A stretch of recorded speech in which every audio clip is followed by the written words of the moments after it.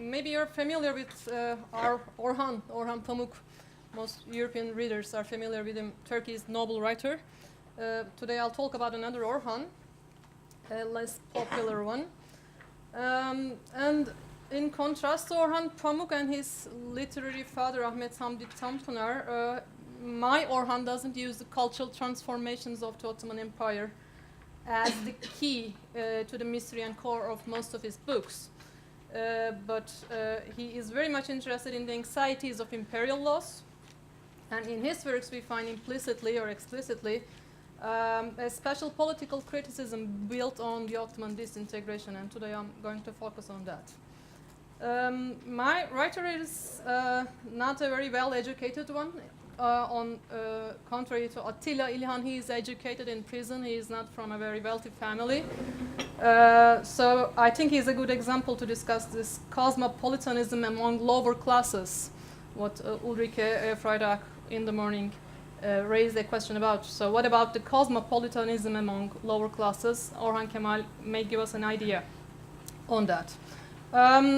Orhan Kemal was in prison with Nazım Hikmet, and he became a writer under the guidance of him. And in the introduction to his prison memoirs, In Jail with Nazım Hikmet, Bengisu Rona perfectly shows that Orhan Kemal's growth into Turkish literature is simultaneous with Turkey's pace into democracy. So he was a real-time witness to the social, political, economic transformations in Turkey as the country entered the 20th century. And he made these transformations the major pillars of his work. Orhan Kemal's father was a political opponent to Kemalism, so in his early age, he witnessed the dark side of Turkey's transition to democracy as well. Abdülkadir Kemali was his father, and he had to leave Turkey in 1930. They resided in Beirut, and they returned to Adana only after the death of Mustafa Kemal Atatürk. Recently, I work on masculinities in Turkish literature, so a part of this work is based on my previous research on masculinities. And since empires in their glory were often presented as vindication of virile manhood, the trauma introduced by their disintegration is a relevant question of loss of masculinity at the same time. So in this talk, I will focus on this autobiographical trilogy, Story of the Small Man. With such a gendered perspective, I want to speak about masculinities as well. And I will, of course, spend some time on Kemal's presentation of Adana, Konya, Beirut, and Istanbul, the cities which form the settings of this trilogy. My Father's House and Idle Years are the first two books of the trilogy, and they are also two of Kemal's most popular novels, which became the first of his works to appear in English. Here they are, when published as a single volume in 2008 by Peter Owen Publishers, with forewords by Orhan Pamuk. So we have marketing tactics, you know. The Orhan Nobel laureate recommends you another Orhan worth reading. And the third book of the trilogy is Cemile. Overall, this trilogy gives us the story of a young boy who grows into manhood in a working class atmosphere in the very early years of the Turkish Republic, while Turkey slowly moves into capitalism. And all three books are vivid ethnographies of the previously Ottoman subjects within the broader history of the economic depression of the early 20th century. The first novel opens in Adana, southeast Turkey, where the father becomes a victim of the state because of his political opposition, seeks refuge in some distant cities first, and finally fleeing to Beirut in a self-imposed exile. In the sequel, the protagonist returns to his hometown, Adana, and gets married. These novels are populated with people of different ethnic backgrounds, similar to İlhan's works. They include Greeks, Kurds, Armenians, each struggling to make a living in cities across a vast region, once the land of a cosmopolitan empire. These people share a common privation as workers, whose labor provides no more than a hand-to-mouth existence. Throughout the trilogy, family is a miniature state, where father is the power holder, and mother and children are the subjects. And the protagonist becomes a man in the image of his father's victimized manhood, in a symbolic parallel to the transformation of the disintegrated empire into self-governed nation-states.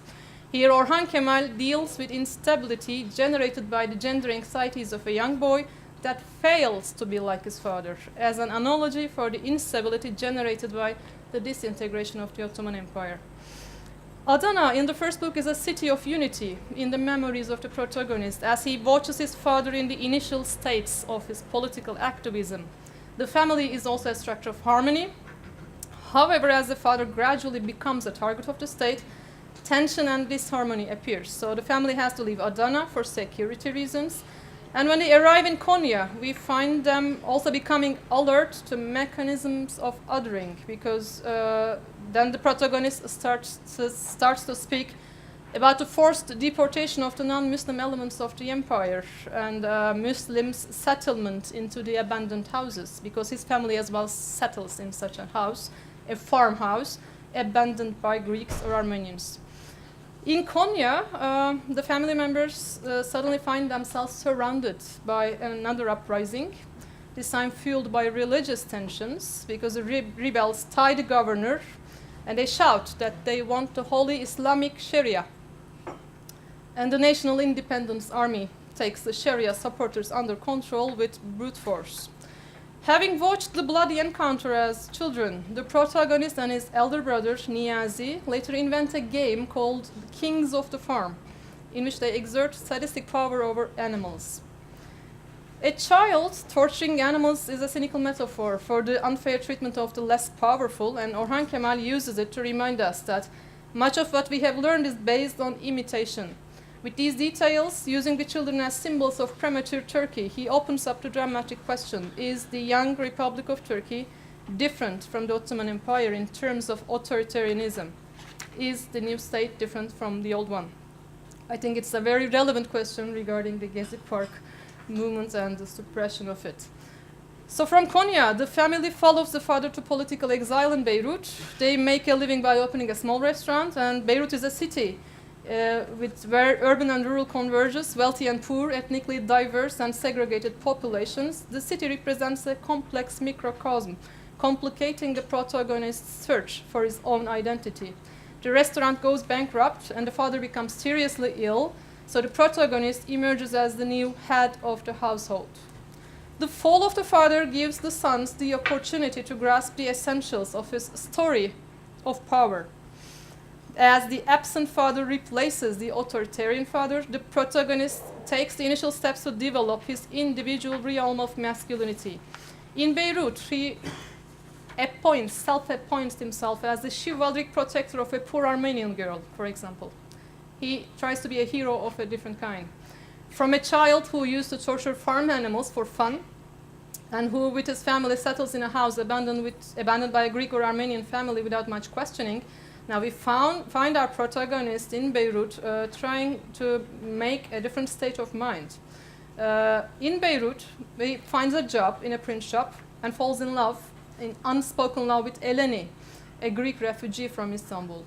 And this love for Eleni adds another important dimension to the growth of the protagonist into a man, because then he realizes that becoming a man is not only about providing for the family, but it's also about validating his identity through his relationship with women. So the first book of the trilogy ends when Eleni decides to leave Beirut abruptly and the protagonist follows her. The journey from Adana to Konya and then to Beirut gives us the story of the growth of a young boy into consciousness of others. Konya is emblematic of the quest for Sharia, and Beirut stands for its multi-ethnic environment. And in routine meetings with other Turkish expats in Beirut, the protagonist measures his being another, trying to form a scale of belonging. But his ill father declares that they don't belong to Beirut dramatically. He asks his sons to be buried in Adana. "Take my body with you," he says. "Don't leave me in this foreign land." In the sequel, Idle Years, the anxiety about the successful demonstration of heterosexual masculinity returns as a major theme. And the protagonist leaves Beirut alone, turns on his own to Adana. He settles in his grandmother's house, and he socializes with a group of idle youngsters. His parents, brother, and sister move to Jerusalem. The Idle Years opens with the sexual escapades of the boys, all of whom are from impoverished families of Adana. In this novel, we find children's attempts to obtain a place in men's world. And finally, they make their way to Istanbul, once the capital of the Ottoman Empire. This city is emblematic of the political transitions of modern Turkey. And their journey to Istanbul is a symbolic revenge, a quest for the return of the father's lost power. The children end up in Istanbul, but the urban models of masculinity contradict with their strong fraternity. So what they had in Adana is obviously doesn't appear in Istanbul. They don't have it. The trip to Istanbul therefore happens to be a big defeat, not only economically because they lose everything they have, but in terms of masculinity as well, because Istanbul delivers the final blow to their fantasies of masculine power. I quote the testimony of the protagonists of their failure as follows. We worked as waiters in cafes around Galata. We shoveled coal, we did a bit of street selling, and occasionally played for some of the useless local football teams, all for no more than a square meal. Then finally one morning, half starving, we bade farewell to the bridge, to the trams, to the dirty sea, to Galata and to Pera, and boarded a ship back home, leaving all those beautiful women to the man of Istanbul. As the protagonist and his friends go back to Adana, the novel moves into masculine domains of drinking and brawl to dramatize further the anxious transformation into adult masculinity with the lessons learned in Istanbul. The protagonist's mother also complicates the problem of masculinity as she arrives in Adana with her daughter. Here we have man immersed in alcohol, fighting and wondering endlessly how to impress women, and the protagonist is perplexed. On one hand, he knows that adult masculinity is possible only through the acquisition of women. On the other, he worries that being submissive to women, even a little in order to obtain them, can be emasculating. So, under the pressures of his mother for earning money, the protagonist fails to form a meaningful sum of masculinity. Toward the end of the novel, he is forced out of that spectatorship position as he falls in love with a Bosnian girl who works at the cotton factory, and a self-organized wedding with borrowed clothes and accessories ends the second book of the trilogy. Idle years with the symbolic gain of adult manhood in the atmosphere of poverty. The wedding completes the adventure of the son into manhood. Now what we have in the story of growth is a young boy who develops a resistance, I will say, to Islamic patterns, because his Islamic patterns and a distaste for authoritarianism as well, finalizing his growth to manhood symbolically by marrying a factory worker who is more than a usual wife, whose main obligations are to maintain a home and care for her children. The protagonist, therefore, represents the future of Turkey, and he stands for the possibility of resistance to the religious, political, and traditional forces that consolidate and legitimize an authoritarian hegemonic masculinity. The story of the protagonist, growing from a boy into a man, settled in the greater history of the troubled transition of post-Ottoman Turkey from war and economic depression to civil rights and relative prosperity. Similar to the link established between the father figure, the religious head of the household, and God, the novel establishes a link between the patriarchal desire to control the family and the capitalist desire to control workers, indicating the need for patriarchy to be fortified by capitalism to survive as an institution. Hence, Orhan Kemal, I think, elaborates another dramatic question. Remember, the first question was that whether the young Republic of Turkey is different from the Ottoman Empire in terms of authoritarianism. Now, the second question is something like, let's assume the boy represents the establishment of a new political monopoly, does taking the place of the father necessarily mean a complete alienation from his legacies? Orhan Kemal doesn't discredit the entire former generation using the symbolism of the imperial loss metaphor, but he displays the anxiety of loss in the young generation, which is afraid to inherit fallacies of the past. Orhan Kemal engages with the issues of paternity, power, and authority with a negative tone. The protagonist learns about masculinity, observing his father in a dim light and his struggles, but he doesn't end up being a representative of the man of his father's generation. Although he imitates his father's verbal abuse and violent behaviors in the beginning, later we find him choosing another path. Hence, his liminal position gives Orhan Kemal the opportunity to discuss alternatives to the legacies of the past. Orhan Kemal reminds us that Turkey depends on the memory of the Ottoman Empire more than people like to admit it. Just like a boy stuck in a love and hate relationship with his father, who grows into manhood with memories full of tension.